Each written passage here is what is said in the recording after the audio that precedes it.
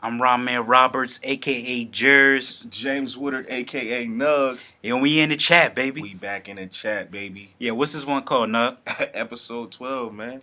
Green Room. The Green Room. You know what I'm saying? So, every episode we get more creative, we get more Absolutely. ideas, we becoming more we trying to get more feedback from the Definitely. audience. So, we decided, what?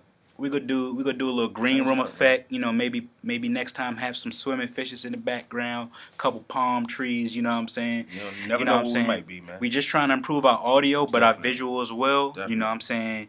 Make sure y'all share your comments with us. If you want to be a guest on the show, reach out. Right.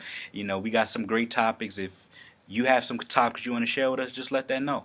Let us know. But we gonna get into our first topic. Right. What we gonna be talking about, Nug? Man, we definitely got to talk about the best school in all of Mississippi, man. All of Mississippi, they're going to change their name to honor the great president, Barack Obama. Indeed. Definitely. And a little bit about this school. This school is currently named Jefferson Davis Elementary. And for those who don't know, Jefferson Davis was the president of the Confederacy. Right. So this school, which this idea came about from a student. From a student. So this student was like, you know what? I feel like we should change his name and honor somebody that we know. Yeah. You know what I'm saying? That we can relate to. And, it's Jackson, Mississippi. Come on, man. I know the population in Jackson, Mississippi. It's us. So at the end of the day, why should we go any further honoring, someone who lost in their time? Like the Confederacy lost, but at the same time, these kids are they're elementary level, elementary school kids, and so the only president they've ever known before the bozo got in was Barack Obama. That's the only president they ever known, and Yeah. he looks like them. Yeah. The family looks like their family. So why not honor somebody if he was a great man? So why not honor him by actually naming an educational establishment after him? I mean, he was an educated man, and all of those things. So, I just thought it was a dope thing because it came from the mouth of a child. Yeah. You know what I'm saying? And like you were saying about, the difference about the involvement of PTA and, Yeah. Things of that nature and how it can create change. So it's about, one of the things that brought this about was not only did the student have the idea, but he had that initiative to take it forward. Right. So the reason why a lot of changes don't happen in our communities because they don't have the backing of the PTA. Absolutely. See, the PTA comes up with ideas and initiatives to bring towards the school board. But when you have a good backing of your PTA, which means 90%, 100% of your student body, their parents are involved in the PTA, when you have an idea, you could say, you know what, we want to make this change. Right. And the student body, along with the PTA, can go to the school board, and because of the popularity and the population of the people involved in that decision, they can be like, you know what, we agree. And so this school is going to be changed from Jefferson Davis Elementary to Barack Obama Magnet International Baccalaureate Elementary beginning next school year. I tell you, with all due respect, that's a long name. Long name, bro. We're going to go with B.O. Elementary. Yeah, dog. Obama Elementary, For Barack sure. Elementary. For sure. You know what I'm saying? For sure. But all I got to say, this is just the beginning. Absolutely. This is just the beginning. It's It may not happen. It may not happen today. It may not happen tomorrow. Right. We're in our late 20s. But I got a feeling as we get older, it's going to be a lot of Barack Obama middle schools, high schools, highways, how many boulevards. I'm telling you, dog, he going to be booming out here. I don't care. Every hood you go into, man, all respect to MLK, bro. It's always an MLK something, man. It's always an MLK something. I mean, I lived all the way in the country one time. The road I lived on was Martin Luther King Highway. Yeah, man. Like MLK get respect everywhere, and I think BO is approaching that. President Barack Obama is definitely approaching that. I think you'll see his wife, get different things named after her as well. Maybe a hospital wing or something like in a women's hospital or something like that. I think. And like he said, man, this is a good school. Right. Most of the time when it's a school named after a famous black person, it's some rinky dink school. It's bad educational system. This is a good school, so I appreciate that. Respect. It's a school in Newark, New Jersey, named Malcolm X Shabazz High School. Right. Down the street from my grandfather's house, and Right. this is a good, it's a very nice school. It has great art, great culture. Great football field, great track. It's not like, it's not like a rundown school and all that. It's well taken care of. It's well maintained. So I'm just telling you, bro. This, it's just the beginning, man. Lovely, man. Yeah, definitely. It's gonna be a long way, but we appreciate Mississippi for that. Definitely. But we gonna get to some real things. We want to say welcome back. Yes, sir. Welcome back, Jamele Hill. Welcome back to ESPN. Yeah. You know what I'm saying? Right. I seen this video of Jamele Hill, and TMZ caught her leaving the airport, and then she was just apologizing. I'm sorry for what I said. I was wrong. And then the caption said, it said, when you just gotta say you sorry so you can keep your damn job. Right. Like, and I think that's absolutely what it is, man. It's crazy because I think that we use social media, or certain people, I would say, use social media to enlighten others, but it's through their own opinion, through their own thought, because it's your account. So Jamele had something she had to say. She had something on her heart, so she went to say it. And I agree. Me personally, I agree. He is ignorant, okay? And his him being elected is definitely, in my opinion, a direct correlation with white supremacy. But I think that ESPN's thought behind it was she figured us out. You know what I mean? That's how I think that they felt. Like she figured us out. So in order to diffuse her or to lesser her voice, we gonna challenge her, her employment with this. We gonna we gonna lay her off. We gonna I just feel some type of way. You're like, when you work at a place where you can't speak your mind. You know what I'm saying? Right.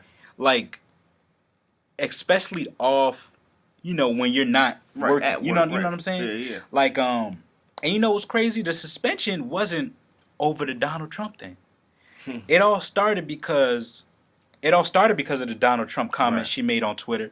But then what happened was them going back and forth. Yeah, not only them going back and forth. She said that the NFL players should boycott, and not boycott like, oh, I'm gonna take a knee, like not play. Yeah. And then they was like, and ESPN was like, whoa, you messing up the bread. Yeah. We got Monday Night Football. We got NFL Live. Like, most of our content and most of our money, especially this time of year. Yeah, it's coming from the NFL. Right. You know what I'm saying? It was crazy. A lot of people was like, I think you're right. I think you got something. Yeah. You know what I'm saying? And a reason I want to talk about this is Bob McNair comments. I'm not sure if you've seen it. Bob McNair is the owner of the Houston Texans. So they were talking about NFL players being involved in a meeting with Roger Goodell, just to talk about how they can, better go about protesting. Right. And Bob McNair came out with a comment and said, "We can't let the inmates run the jail." First of all, the saying is, you can't let the inmates run the asylum. So first of all, you got the saying all wrong. Right. Second of all, are you comparing NFL players to inmates? Right. And then, a lot of it was crazy because a lot of Houston Texas players didn't show up for practice. Yeah. It took a personal day. DeAndre Hopkins left, and yeah. And what's crazy? It's like, watch your mouth. It's not as bad as what Donald Sterling said, but it goes to show you, like, it's about when money, when you put on the spot and you got to give a statement, and your real thoughts and your real feelings come shine out through. Yeah. You know what I'm saying? Like people, you know what I'm saying? Like Richard Sherman said, like, every NFL owner isn't conservative, but there are some who are. Right. And some who use us to get their dollar. Absolutely. And, that was, that goes back to the whole Jamele thing. Yeah. Jamele Hill thing. It's like, she wants people to understand their worth, their value, and speak up for their worth and their value. Right. She, and it goes back to football players saying, "Oh, just stick to football." She's a sports anchor, but she uses her platform for other things that may lead to some progression in the sports world. And at the end of the day, you know what I'm saying, I understand it's it's a sport. You got a boss. You play in a certain league. They got certain rules. This, that, and the third. But at the end of the day, I think if you enter into the sports world as, you know, an African American individual, black individual, whatever you want to be called, they feel as though, you know, you're just there to play. You don't have an opinion, and you know that's the thing that is not understood. Is, you know, we have opinions. We're real people. We go through real things. We have real issues. I mean, if I can't speak my mind ever, then what am I doing here? If I'm a role model to kids, if kids are looking at me in a certain light and I can't express sentiments that will help them along the way, or, you know what I mean, just give them a piece of advice and what have you, what am I doing here? Like, it doesn't make any sense. Yeah, man, and you know, it's crazy. I've been watching ESPN. You know, this week. This was the first week back, Mm. but she hasn't been there like most of the segments. So I'm kind of feeling like, is she there but not there? Right. And I think they just I want to say her and Michael Smith just renewed their contracts, but hopefully she stays there, man. Right. If not, then hopefully she goes somewhere where she's appreciated. Right. And, you know, no disrespect to ESPN, because I spend most of my time watching ESPN, right. But ESPN is owned by Walt Disney. Right. And you got to think about that platform and how their persona and how they want to be looked at. They don't want to have people who speak their minds, right, and their opinions. And, you know, a lot of people have their opinion on Fox. Yeah. But Fox Sports, letting you do your thing. Yeah, Fox Sports, you speak your mind, man. Michael Vick was on there. Michael Vick was speaking his mind. People ain't agree with what he said. Shannon Sharp had a whole black and mild, bro. I'm never gonna forget that for the rest of my life. On that mild and the yak. He said on the mild and the yak, bro. You know what I'm saying? You always gotta be yourself, man. Right. You always gotta keep it real. Like, right. You know, I ain't no sucker. I'm gonna do my job, right, but I'm gonna be me while I'm doing it. Yeah, exactly. Like, you're not gonna tell me what I can't say and do on my off time. That's right. Dead. You know what I'm saying? But Jamele Hill, welcome back. I hope your stay at ESPN is guaranteed. You know, you and Michael Smith are a great combination. Yeah, and just to see y'all growth over the years has been amazing. So keep that up. We appreciate that. Definitely. All love.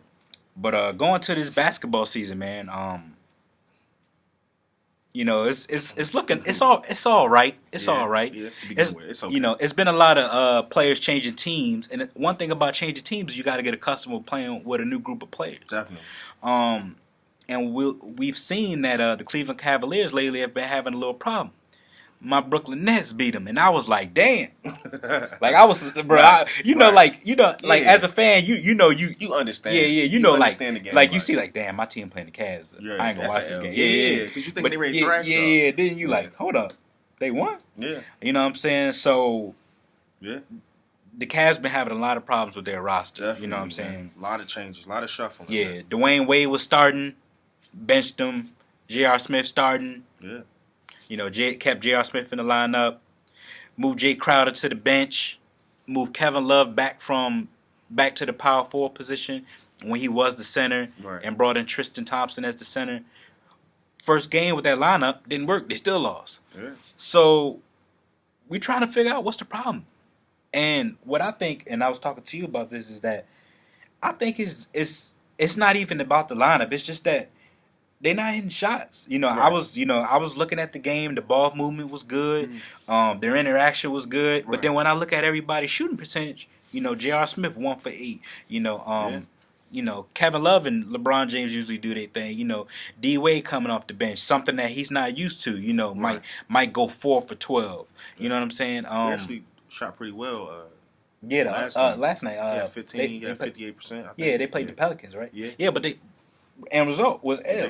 You know what I'm saying? Lost, yeah. And I think Anthony Davis was back for that game. But but you know, it just takes some time. You got to get that together. You got to get into rhythm. Definitely. And the reason I say that is because Kyle Korver's been hooping this year. Yes, he has. But the reason is because last year he got on the team late. Right.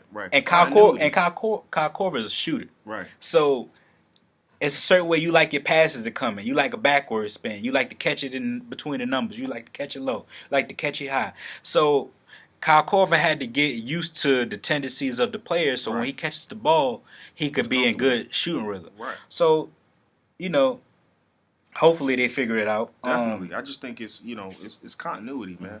Like you have to be comfortable in your role first of all, and with the players you playing with. But I think end all be all roles at some point are gonna have to be defined. You know what I'm saying? Roles are definitely gonna have to be defined. Like they're gonna have to know, all right, who's coming off the bench, who's playing in crunch time, who's doing this, who's doing that. But I think once they're definitely gonna be in the playoffs. Oh You know yeah, what I'm for saying? sure, Like, for sure. no question. But I think a lot of these early games, I think it's better for them to be tinkering with the lineup earlier than mid-season or later. Yeah. Because then you're gonna have different effects that may, may falter you down the road. So Wade making his decision, with Coach Ty Lue to move to the bench and do all those different things, I think it was better done now than later. Yeah. So, continuity, man. You just got to get it. And we'll see if it's gonna last or not. Because you gotta think about it. They gonna get the ball rolling. Definitely. And then Isaiah Thomas gonna come back. True. Then when Isaiah Thomas come back, that's a huge piece, man. Derrick Rose got to go to the bench. Right. And the reason that D Wade's on the bench is because him and Derrick Rose both like to get to the cup. They both slashers. So in a way. Yeah. So does D Wade come back to that starting lineup? And J.R. Smith give him a splash off the bench? I think it's yeah. I don't know, man. I think when playoffs start, definitely, D Wade's gonna start. Mm-hmm. Absolutely. I don't think he really cares about the regular season because if he moves to the bench, the minutes that he's going to get and the spots that he's going to play in is going to be better served for him to preserve his body because we know how that is. Yeah. So I like the move. It's weird for me watching the game and seeing him on the bench to begin with and you know what I'm saying, coming out the warm-ups and all of that. I'm going to tell people like this, man. The only difference between the bench and starting is that during the lineup, you don't come out. Like, during the starting lineup, you don't come out. Especially on a team like this. There's bench players in the NBA who average more minutes than starters. That's true. You know what I'm saying? So, like, and you got to think about it like Jamal Crawford. Jamal Crawford is the OG, the god of bench. Like, the god. Like, 3-time Sixth Man of the Year. Absolutely. Like, and still be snatching. Stupid, retarded handle. Snatching. Be taking souls out people's whole body. He two to me. He's 2 to Kyrie's 1. Still. Yeah. To me. In terms of, we talking about just handle. Yeah. He 2 to Kyrie's 1. The only thing, I done seen him come out of in and out combo so fast, bruh. And just, and pull up from 3 like it ain't nothing, bruh. I love his game, bruh. No lie, crossover. I think they need to put a bench player in the Hall of Fame, bro. I believe that. Cause and the reason I'm thinking about that is because the NFL Hall of Fame took a couple years ago never had a punter in the Hall of Fame. Mm. So when a punter went in, he finally said, "Now we have a complete team. True. We have every position in the Hall of Fame." You know what I'm saying? Like if the NBA Hall of Fame is all starters. And coaches. And you know what's crazy? Like, it's not, I keep saying NBA Hall of Fame. It's basketball Hall of Fame. Right. You know what's crazy? I never even realized that it was never like a bench guy in the Hall of Fame because I thought about Phil Jackson, but Phil Jackson was a bench player, but he made it as a coach. Yeah. You know what I'm saying? So, yeah. Like, and I mean, like, right. Right. That's crazy. Well, I feel like they're gonna put Manu's gonna get into the Hall of Fame, but Manu wasn't a bench player his whole career. When he got those rings, right, he was a starter. And like I said, when he went to the bench, he was still effective. He was still doing starter minutes. Right, and he still was giving you buckets. Yeah, and he could give you a bucket now. I mean, look at Vince. Yeah. Look at Vince. Just speaking of Vince Carter, I seen this the other day. I'm gonna share this link with you as well. Chris Bosh, LeBron James, and Drake are doing. Oh, you seen it? They're doing a documentary on Vince Carter and how important he was to Toronto and basketball in Toronto. And Chris Bosh played for the Raptors. Drake's from Toronto, and what I learned from that was that LeBron James, that was one of his favorite players. At that time, he said he wanted to go to North Carolina because he seen Vince Carter, and what he appreciated from Vince Carter was. He said he didn't belong in college. He was like, he averaged 12 points, and people be like, like, look, bro, you just playing your role, but dog, if you was in the league, you'd be nice. Cooking. You know what I'm saying? For sure. So yeah, but wait for that documentary to drop. But yeah, like that's sick. People don't understand how important that bench role is. Definitely, Because man. like Definitely. when I think Jamal Crawford should make the Hall of Fame. yeah He should definitely make the Hall of Fame. Like if he was able to get on a squad and get a ring, I don't think that should define him making the Hall of Fame. Yeah. I think he should make it strictly for the fact that no matter what team he's been on, in that role he's been successful. Yeah. And that's fact. He has 3 6-Man of the Year awards. Right. I want to say 2 of them are like he has it with 2 different teams. Right. And he's like mid to late 30s. And he's still snatching, I said. He's still nice. Yeah. He got the record for most 4-point plays. It's crazy, Yeah. man. It's crazy. So, Jay crossover. And I'm feeling like when I look at D Wade's game, right, and I think about D Wade as a player, and the one flaw about D Wade was the health. That's it. And this bench might be a great situation for him, right? Because he gonna still be that man. He had this play the other night. This man, that dunk was mean. Yeah, he still versus, got it. Nice. And I hate to say that about players because players feel like that's some type of disrespect when you say they still got it. Like they know they still You're just getting older. Yeah, you know what I'm saying? You gotta acclimate your body to that. But the guy can still play ball, man. Like, respect that. That's why Bron want him around. Yeah. Because Bron know him personally. Like, he still hoops. Yeah. He still hoops. So you seen that Draymond and Bradley Beal the other night? Man. Why y'all wrestling like two brothers, man? What's going on out here, man? Hey, son. But they was getting into it, man. They was, man. Draymond was tight. Draymond said Draymond had a real nice quote. Cause he said, what do you think about the whole Bradley Beal situation? He was like, the NBA just trying to get me. Like, he wasn't even mad at Bradley Beal. Cause he know players get into confrontation, right. And that's normal. But his thing was that the NBA just trying, they just trying to, trying to vilify. Yeah. So we gonna see how that turn out. Yeah. But they say Bradley Beal's supposed to get a suspension. I don't know about Draymond because they trying to say, I guess Bradley Beal instigated it or started it. Yeah. But man, these Nike jerseys suck, bro. Bro, them jerseys trash. They suck. My man had them like this in the joint, crazy. Just the whole back rip. And it was funny because looked like Spawn out there. Game 1, the first game of the season, LeBron James drank between the numbers. Yeah. That joint was crazy. Yeah. That joint was crazy, right between the numbers. But them jerseys, I don't know what they made of. No foul neither. None. What? If it was a foul, they probably could have lost that game because what wound up happening when he drove baseline, he kicked out to Kevin Love. Right, on and the opposite. That was the big shot. Yeah. That was the big so shot. If they Did you see it from the angle from behind his back? Nah. When he threw it, nah. The jersey went like this, like it opened up like that. That joint was crazy. I know he felt a little breeze, like what the But Nike need to get it together, yo. Yeah, man. Nike need to get it together. And you know what's crazy? If y'all watch the game, I want y'all to look at the back of the jersey because the piece right here on the shoulder, it looks like they have it tucked in the back, but it actually the stripes just stop. So you remember before the jersey used to fully go underneath the arm? Yeah. It doesn't go underneath the arm anymore. It's like they have a little piece that's like tapered off underneath the arm. Yeah, that's crazy. Yeah, so I mean, the reason I think they did that, it makes it more easier to shoot. Yeah. Okay. So that's the only thing I can think of. But man, them jerseys some trash. We ain't a month in yet. 2 ripped jerseys. And Draymond look bad. The old NBA jerseys, dog. You couldn't do nothing to them joints. Nothing to them joints. Man. They was burning LeBron jerseys. Joints wasn't even burning all the way. Bro, you flick your finger at this. It's over, man. You know what's funny, dog? Kelly Oubre punched John Wall in a little scuffle the other night. Come on, man. How you gonna punch your own guy, bro? Hey, how you gonna punch your own?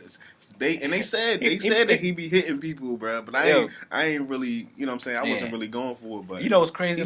I see so much potential in son. Yeah. That's why I got a feeling he won't stay. Yeah. It's because he want to go somewhere and get his shine. Yeah. So every year the Washington Wizards come to VCU and use their facilities to have a little training camp. Right. So I got to see them not this year but last year. Right. And Son was nice. Yeah. Matter of fact, there's a video online. He beat John Wall in a little 1-on-1.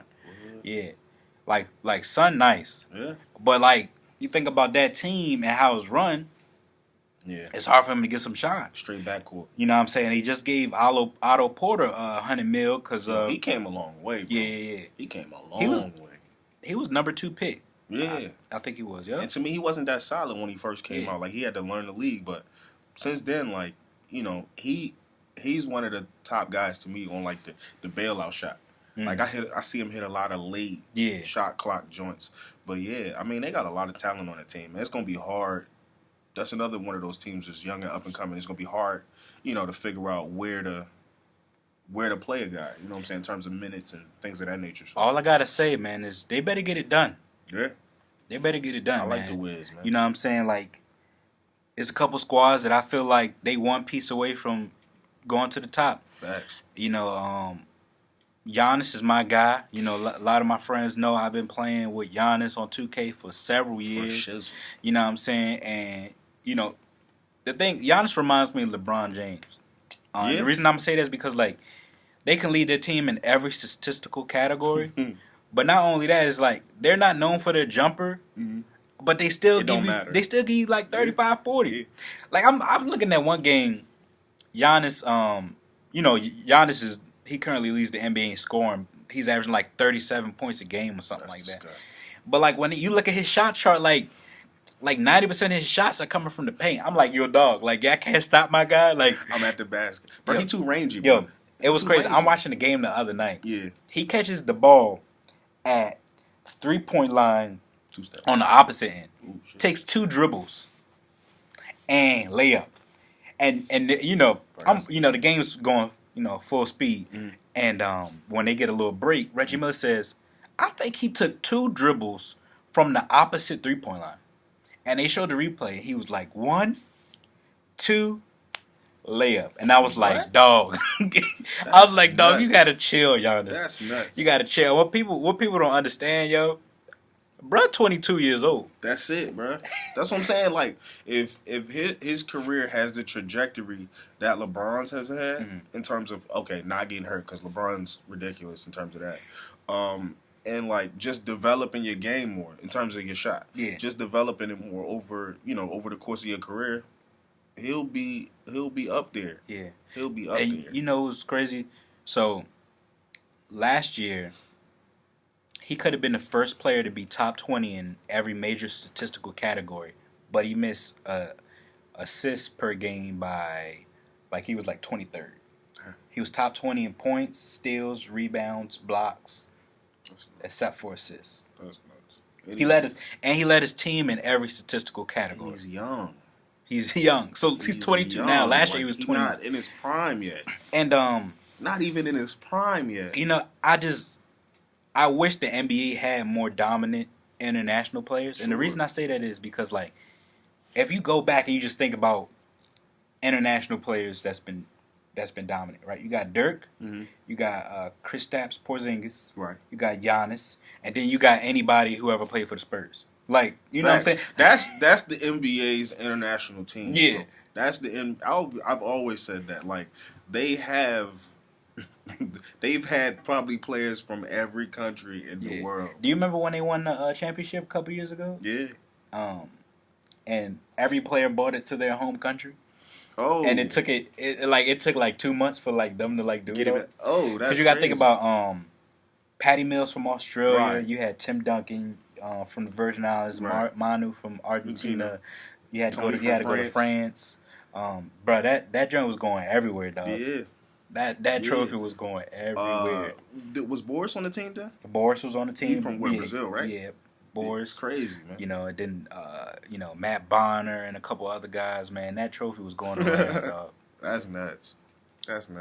Yeah, man, but that's the only thing. Like, when you drafting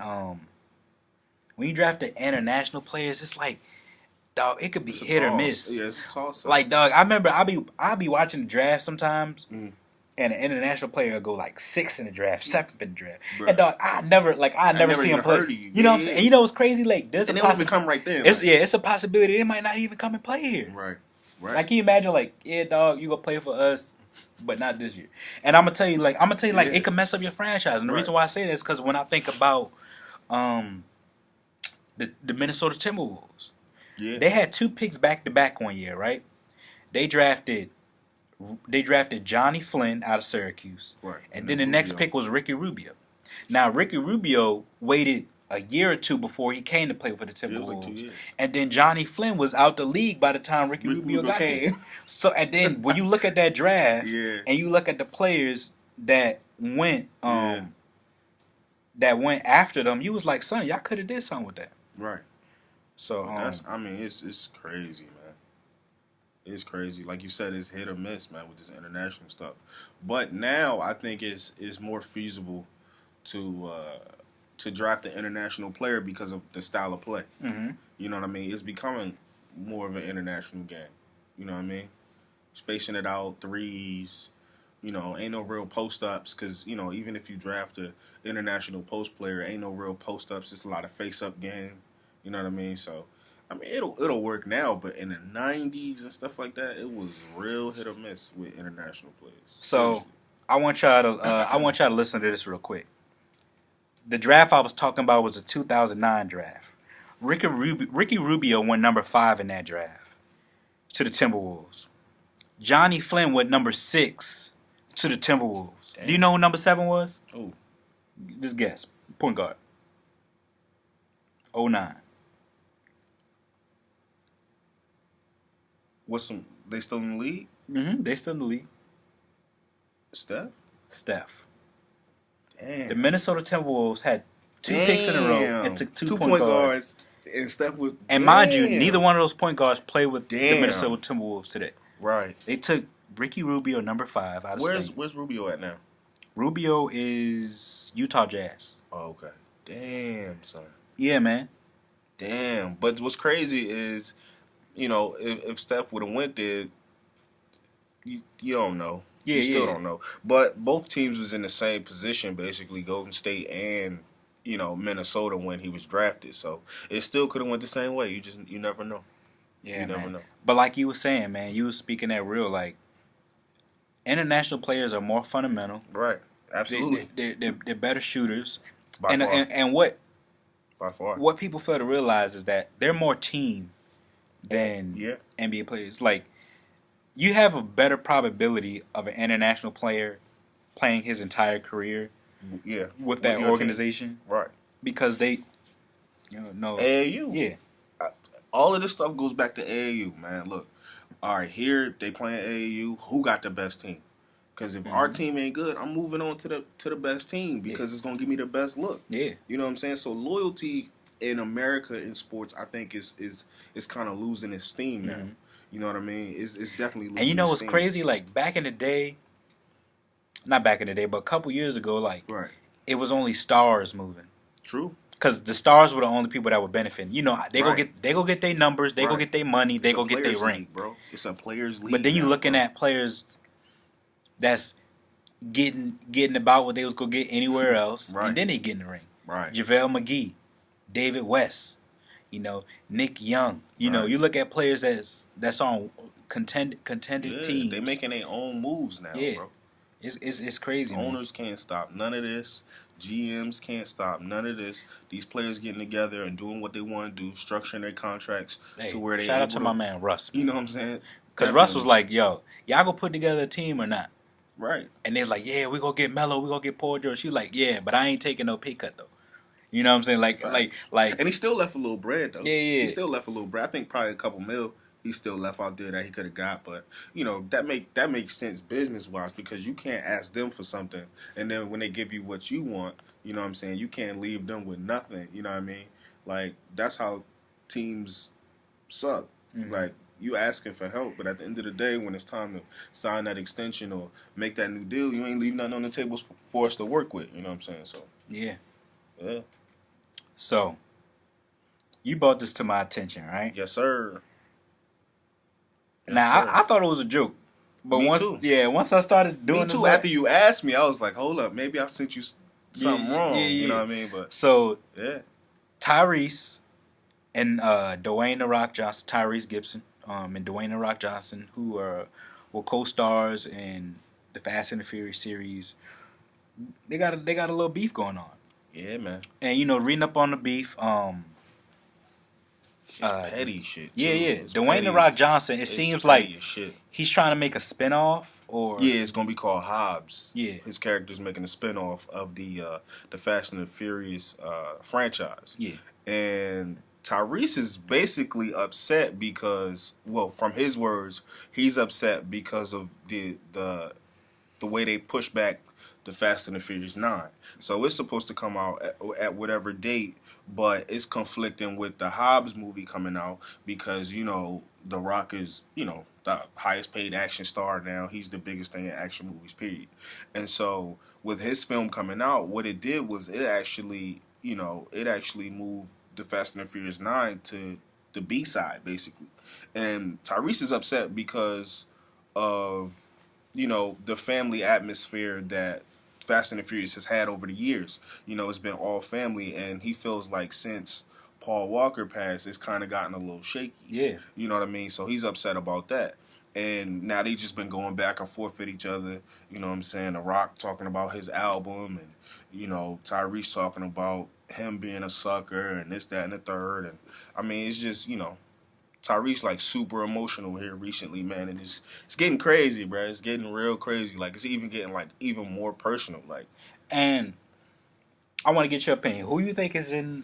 You think both of them wrong? You think who you think's in the wrong? I don't really, you know what I'm saying? I don't really know the right or wrong. I just think it's petty, period. So, you know what I'm saying? I can't really say right or wrong, me personally. You my brother. Yeah. We got mad chemistry. Facts. We do this in the chat podcast. Facts. Together, right? Yeah. Now, would you go off and do your own podcast solo? And then my thing is, and then I'm left not. No. You know what I'm saying? Absolutely. So you gotta think about that. Like, say for instance, but that's what anything is. You know, it's communication too. You know what I'm saying? Tyrese right. and the other members of the Fast and Furious series, right? Right. Like that's they major. That's their thing. Yeah, right. That's their major check.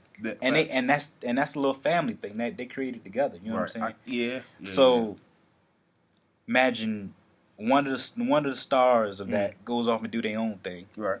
And now the people who depended on depended on Fast and Furious 9, you know, they're I see what you're saying. It's like, okay, like you wouldn't do your own thing. And the reason why I bring it up, I remember Terrence Howard was talking about his situation with Robert Downey Jr.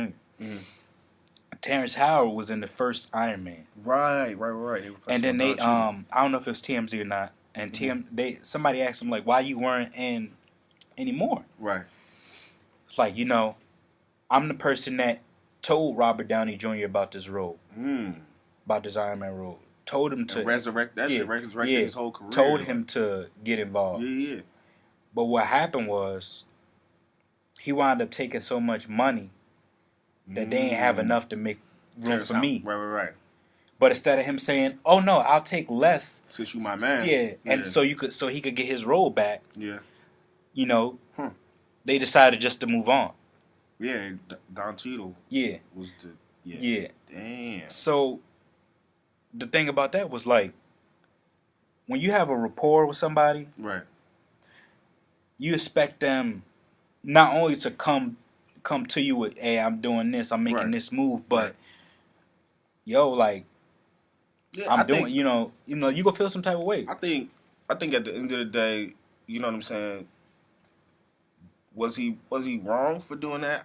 I don't know his family situation, you know what I'm saying? Because at the end of the day, I feel like everybody gonna make the best move that they can for their family or for themselves at the end of the day. But I think, you know, sometimes you communication may have to be had. I don't think you really owe them anything, but if it's to the levels of that situation, you owe them. Bro, communication, you owe them a conversation. Bro, communication is key in everything. Right. And then if you listen to what Tyrese was saying, Tyrese was like, "Dog, why you hit me up? Like, why you making videos? Why you DMing me, bro? You got emailing me, bro. You got my number. Yeah, like, he said, I got the same number. I got the same San Diego number I always had." He said, "You know what I'm saying? Like hit me up. Like be real." Yeah. And that goes back to a lot, man. It was this report that came out the other day. Totally took me by storm, dog. I'm a big Russell Westbrook fan, but they said that the week before Kevin Durant made his decision, him and Russell Westbrook went to dinner, and he told Kevin Durant, what can I do to make you stay? What can I change in my game to make this thing work? Right. You know what I'm saying? So then when he made his decision without contacting him, Russ felt insulted and felt disrespected. Right. And see, the thing is like Russ is real low key. He not talking about what happened, blah blah blah. But then when it comes out that y'all had a conversation prior to you making your decision, but once you made one, you couldn't reach out. Yeah. You know what I'm saying? That was wild. Yeah. If you decide to do another podcast, Right. I'm cool with that. Definitely. But if you decide not to let inform you know. me, I'm like, damn. Come on, bro. Yeah, that's I can dig that because I would feel like that too. Yeah. And then Tyrese and the situation he got going on with his ex-wife. Man, tough one. Yeah, so tough one. You want to talk about that or? Yeah, man. It's him and his ex-wife. They, they're clearly not together anymore, but they've had issues, and one of the biggest issues I feel from this situation is co-parenting. Mm-hmm. You know what I mean? They're having a tough time co-parenting, and it came out in the news, I guess, via his wife that, Tyrese, I guess he abused their 10-year-old daughter and what have you. Now he has a restraining order against him, not to be able to see his daughter, and I guess he probably really don't want to see his wife. He just want to see his kid. Like that's his whole thing. Like I just want to co-parent and all of that, and they're going to court. And what's crazy is the restraining order is in place because his ex-wife has got his daughter, in place in the courtroom to testify against him. You know what I'm saying? So it's like, man, what is really going on? And with all of that going on, and then he had him having the issues with The Rock, like Tyrese I guess he's just in a bad place right now. You know what I'm saying? Like this shit not good. Like, and it's two sides to every story. Right. Hate to bring the kids into that situation. Definitely. But the thing is, that parent that has a child always has that upper edge, and the reason I say this because like manipulation at a young age is so huge, easy. Man. It's very impactful. It's so easy. Did daddy hit you? Right. Right. Did he push? Come on. Yeah. Did he push you? Like yeah. No. Well. Are you sure? Well. Yeah. Like. Right. Yeah. I know. Yeah. I've seen it. I've seen it with my own eyes. I've seen that. And it's crazy, man. It's crazy. And the thing is, it's very confusing too. The thing is, I'm not in Tyrese's world. Right. So you don't know. He's a musician right. and an actor. I assume he travels a lot. I assume he works a lot. So the time he does have free, I assume he wants to spend it with the ones he loves. Of course. So I know it's hitting him hard knowing that he can't spend as much time with his daughter as he wants to. Right. And then not only that, but in the news, in the media, he's now viewed as this type of father from what the ex-wife has said. You know what I'm saying? And eventually. And the bad thing, you know what I'm saying? The bad thing about black men, period, is, first of all, we black. So, and going through life, we don't want nothing else put on us. Like, it's already hard enough. You know what I'm saying? It's already hard enough. So now, now I have to be plagued as, the black man who's angry and now he beats his kids and this, that, and the third. Like, you don't need that extra. Now that's something else I got to carry. We carry enough as men in general. So now the reason, and I would be upset just the same if I knew that the story wasn't as it's being painted. You know what I mean? But at the end of the day, all of this stuff that we're talking about is alleged because it hasn't come out as factual yet. But it's just one of those things where it's like, wow, man, like, it's really getting to this. And, in creating your own opinion on a situation, I've seen FB posts with him and his daughter, and it looks like they have a wonderful relationship.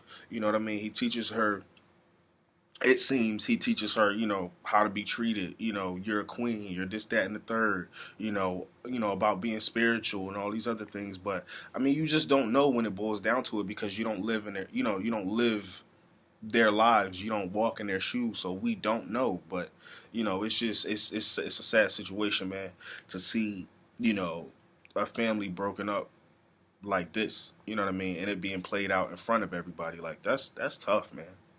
And hopefully they find some solution to that. Right. It's gonna be tough because like being a celebrity, and once things get out in the news, and that's how people go portray you until like Definitely. Until they hear otherwise, yeah. man. So that's gonna be tough. Right. But I want to get into this story that's been headline worldwide, and it kind of affects us on a more personal level because it's so close to home. It's local, man. Yeah. So there's this middle school located in Richmond, Virginia, Short Pump, Virginia, Short Pump Middle School, where the football team stimulated sex on black players and recorded it on Snapchat. They were humping these players, these black players, and saying, "We're going to F the black out of these African children from Uganda." And the thing that made it so disturbing to me was that they publicized this on Snapchat so people can see this. And, just to give some background, Short Pump is a predominantly white area. Right. Community. A very wealthy community, I'll say that as well. Right. And the reason why I bring that up is because it's not getting as much attention as you think it should. Definitely. BET has an article on it, and we hear about it because we're here locally in Virginia, about 20-25 minutes away from where we currently are. So we hear about it, but the thing is, it's like ain't nobody speaking up. Nobody has nothing to say. Nobody has nothing to say about this. If this was the other way around, man, no CNN articles, nothing. Yeah, man. And the thing is that it's a ugly situation. Man. People are more concerned with the school having to forfeit their football season than actually the way that these black students were treated. And that's the problem. Like a game supersedes respect. That's ridiculous. A game played by children at this level supersedes respect. So you just gonna sweep under the rug all the disrespect that these people, you know what I'm saying, these young kids from Uganda just went through this, like, and nobody cares. Nobody cares about this. Like, PTA, they ain't gonna talk about it at the PTA meetings. Nope. They're not gonna do none of that. You know what I'm saying? Like, nobody's gonna issue a formal apology. None of this is gonna happen. You know what I mean? And you know what's crazy? Like, I noticed when something happens involving black students, right, names are involved, parents' names are involved, yep, pictures are involved. Yep. These articles that come out, you don't know who did this. They don't say the student's name. You don't even get the Snapchat, you know what I'm saying? Nope. The Snapchat code, none of that. You don't get none of that, man. None of that. Crazy. So, and the reason we was talking about this earlier is like, in the movie Coach Carter, right, when Coach Carter shut down the basketball program, the parents' main concern was they wanted their kids to play ball. Right. They don't care about education level. Your son dumb as a brick. All their kids was failing classes. Dumb. So they weren't going to go to college. Right. And that was his main goal, is to get those kids to school. They're going to play basketball now, and then once they graduate, if they do that, they're going to be garbage men. And that's what I want people to realize about Short Pump Middle School, is that there's a bigger goal at hand than that football season. Right. Mind you, nobody gives a damn about middle school football anyway. Right. You're not that nice that they go give you an offer in middle school. Right. You know what I'm saying? That don't mean you're going to play high school football. I haven't heard anything about this school and football anyway, so I assume they're not that good anyway. They probably some trash, man. So, like, that's the only thing they can do for entertainment. I want to hear more. I want to hear what's going to be done. Right. Have these students been expelled? Right. Expulsion is the only thing. Right. Like, you're not getting nothing less than that from me. And are these transfer students, like, do they actually live here, or, like, are they transfer students? Because I feel like, because, I think the school system and things of that nature, I think they get money when they bring in transfer students from other countries. Yeah. I think they should not be allowed to do it anymore. Mm-hmm. Like, we got to take something away from these. Like, you got to feel something. Like, there should be no way that you just go through this and you go unscathed. Like, this is a hate crime, bro. Yeah. This is a literal hate crime by kids. Like, it's a hate crime, and we've heard nothing other than this one incident. You And know they're what I mean? and they're in middle school. Right. They in middle school. Where did they? Where did they get all this this from? animosity? Right. Where did he learn all these Right. things from? Where In did middle this come school. from? Right. In middle school, dog. Right. You're not even high school yet. Yeah. So it can only get worse from there. Like, Where did this influence to do these to these students come from? Trump. So it's crazy, man. Trump. I hope the best from that situation. But It's crazy, man. your boy, Tighten up. your boy Breezy, man. Your boy Breezy, man.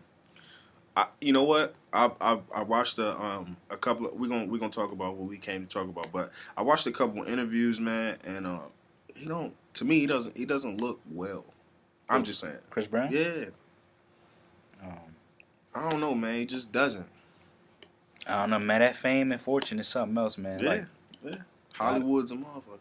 Yeah, man. We've seen that over the years. Hollywood's a motherfucker. But you told me he got a new album coming out. Yeah. Word? You think it's gonna be tough? It better be with 45 songs on that joint. Hold on. Time out, bro. How many songs? 45. He doing, I think it's a double disc. Nah, bro. Double. Swear. Nah, son. Hold on. Let Double me do my CD calculation. joint. When the last time you seen a double CD? Speaker Box, Love Below, Okay, well, 2004. Yeah. Grammy. Shout out Yeah. Outkast. You know, that's those are my guys. Yeah. But, like I can't, I mean, 45 songs, bro. I miss old Chris Brown, dog. Like pre-Rihanna Chris Brown. Yeah. Because what happened, in my opinion, is once that situation happened, Right. they made him change his image. Right. Like, oh, we're gonna make you that bad boy now. And I feel like his music kind of changed. It's more talking about like more sexual than actual like appreciation now. You know what I'm saying? Right. More club bangers now. Like, I feel like Right. I agree. he's so dope. Yeah, I mean, he's Before we left to do super this, talented, before we left bro. to do this podcast, my wife was Super talented. she was cleaning up the crib and she was listening to like some new tracks he did. Mm-hmm. Like, she loves Chris Brown the artist. Right. Like, you know what I'm saying? Like, Right. I haven't seen a better performer since Michael Jackson. Dog. Absolutely. I mean, Usher was sort of in that vein in terms of like being a dancer and things of that nature. But when Chris came on the scene, Chris took it to a whole nother level, man. A whole nother level. I mean, the things that this guy's able to do in terms of like performing and dancing is just otherworldly, Front man. flips, back Man, flips, otherworldly, splits, everything. dislocating his arm. Yeah. And he's still singing. Right. In the midst of all of Yeah. that. Like, you know what I'm saying? He's an amazing talent, and I was talking to my wife the other day and I was saying that, we were watching this documentary and I'm like, this kid is the Michael Jackson of our generation. Yeah, man. I watched that documentary too, man. Yeah, he's the Michael Jackson of our generation because if you think about the parallels between, their careers, they have both had instances where it wasn't that great. Mm-hmm. They've had instances with women where it was kind of shaky. Mm-hmm. You know what I'm saying? But in the midst of all of that, they still put out great content. I think his content is a little bit, more edgy now. You know what I mean? But that comes with, growing as well. Yeah. You know what I'm saying? But at the end of the day, the kid the man. I'm sorry, the man is an amazing talent. Like, I watched a video yesterday where this painter, he's a painter, actor, singer, dancer. I mean, he can do it all. He can do it all. I watched him dance. I don't know where he was, but he danced on a canvas, painting it with his feet. Bruh, nah, bruh. I'm dead serious. Like, he was dancing literally on a canvas. Like, he would put his feet in the paint and then get on the canvas and dance. And that's how he painted. He painted dancing. And I was like, this. And what came out, it was amazing, man. This dude is amazing. The painting was dope? Yes. Chill. Yes. Yeah, hands, everything. Like it was Yo, nuts. bro, he's so young too. Right. Like he's around our But age, bro, he our age, bro. Yeah, Like, 27, you know what I'm something saying? around 27, 28. Yeah, like dog, like the sky's the limit. You know what Yeah. I'm saying? And it's crazy because, like, you know, us growing up in Virginia, we've Right. seen that evolution, like, Right. firsthand. And I've seen him like in person. Yeah, I've seen him in person, him and too. Rihanna together. Yeah, You know what I'm saying? oh, I ain't seen him You really. know what I mean? This is because the Essex, I think they played basketball with Essex or something like that, and in Tappahannock where he's from, and they came to serve for like a what do you call it? For like a tournament. Yeah. For a tournament, and he was there, and I mean, it was, they were a beautiful couple then. This was years ago, but you know what I'm saying. We've seen them grow up like firsthand, like the evolution of the albums. I'm gonna be honest, I really didn't like Royalty album that much, and to name my album after your daughter and the content that was on it, I don't know, I ain't really dig it. But every album before that I did, but Royalty probably was, because everybody's do a pretty rough album, but that was a rough one. Yeah, man. But if he got 45 songs, bruh, and he in his zone, bruh, it could be tough. And see, like, it's not the number. I don't care about the number. I'm talking about the content. The content, dog. The quality, yeah. Because I know cats out there who got mad songs, right? And a lot of them is trash. Yeah. Like if you go come with 45 songs, make them dope. Be some hits. The reason why, you look at some albums, you look at 444, why it doesn't have a lot of songs on it, but the quality and the respect that he gets from those songs, top notch. Exactly, like it's top notch. Yeah, like that's why like sometimes I like little EPs. You know what I'm saying? Yeah. Where you put out 4 songs, 6 songs. You know what I'm saying? Yeah. And them joints be from 1 to 4, 1 to 6. Them joints is bangers. Like that's the type of music I'm talking about. And I'm a quality type guy. I don't care about the number. You know what I'm saying? If the number is 45, you know what I'm saying, and 20 of them is good and the other 25 is trash, I'm not digging it. Mm-hmm. Yeah. Why put out so much content at one time? Exactly. You know what I'm saying? Like, but I think it's gonna be a dope album. But you know what? I think he might start setting a trend because what happens is artists start having so many songs left over that they never use. Right. You know what I'm saying? Right. Like, dog, I heard Wayne got thousands of songs that people have never heard. Yeah.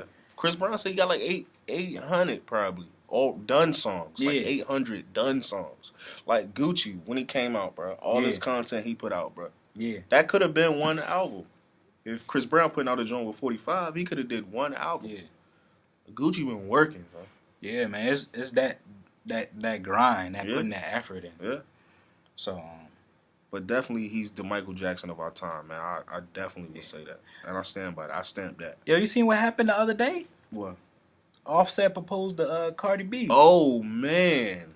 I was like, boy, what you doing, Yeah. boy? What you doing, Yo, boy? dog. You know what's crazy, dog? I was talking about this to my brother Anthony. Right. Yo, rappers, dog. They be the coolest dudes when they propose, but they don't propose like regular dudes, like getting down on one knee. Right. He didn't even ask no question. Yeah. Like he ain't ask a question or nothing. Like he said, nah. He did? Rumor is he said you gonna marry a nigga or not. Like that's like I was like, son, but he wasn't on his knee, like his knees. He was on the knee, but it wasn't touching the ground. It was okay. So he did the dancer shit. Yeah. Like when you about to go into your move. Yeah. That's funny.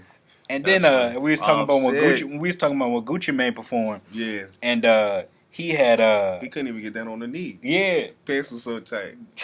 Yeah. They wedding was crazy, bro. Yeah. Somebody said the hashtag for Offset and Cardi B wedding need to be "Never Let Me Go," but me go like M-I-G-O. Oh, okay. I got you. Never let me go. You stupid. That's stupid. Yo, son. dog. You know the internet is undefeated, dog. Absolutely. Somebody said, "Damn, bro, Cardi B and Offset ready to get married before Jim Jones and Chrissy, bro." I said, "Bro, they gotta chill, bro. They gotta chill, bro." They've been the internet is undefeated, bro. They've been whatever they doing. They've been doing it for a minute. She proposed to him. Remember that? Yeah, bro. That shit was crazy. Jim I was like, yo, this is yeah. But like I said, that it shit ain't was wild, son. It ain't meant for everybody. Right. And you know what's crazy? A gentleman I work with, his name is Nicholas Spears. Right. Working on his PhD right now, and Respect. he was telling me why black men don't want to marry, and it'd be dope to get him on the show because he has a whole philosophy on this. Well, let's do it. Yeah, but Let's it's crazy. do it, definitely. It's crazy, dog. But like, Nick Spears in the chat, bro. yeah, man. But it's just it's just great seeing people love each other. For sure. You know what I'm saying? For sure. Like, whether people, sometimes people do stuff for the wrong reasons and it wind up working out. You know what I'm saying? Yeah. Like it's like in other cultures, like when they choose your wife, Yeah. or they choose, they choose who you Yeah. go marry. I've talked to that about I've talked about that with people from Indian culture. Yeah. In that they do arrange it, but at the end of the day, you still have some say in it. Yeah. You know what I mean? If you're not if she ain't feeling you, she can say she's not feeling you. Mm-hmm. You know what I mean? If you ain't feeling her, you can say that. But they still, you know what I'm saying, they're gonna keep trying to keep doing it or whatever. But, you still, whoever you feel like you'll work with, you still don't know them. Yeah. You know what I'm saying? But yeah, it's just, yeah. Because Because I don't even know how long they've been together, but it ain't feel like that long. Nah, it didn't. But saying? social media, you never know how long they've been Yeah. together. You know what I'm saying? But the best to them, man. Definitely. We appreciate y'all for listening For sure. to episode 12, number 12, The Green Room. Green Room. You know what I'm saying? Make sure y'all like, share, review, Listen. comment, listen. Or squared up. Yeah, man. And like always, I'm Ramir Roberts, a.k.a. Jers. James Woodard, a.k.a. Nug. And we in the chat. We in the chat, baby.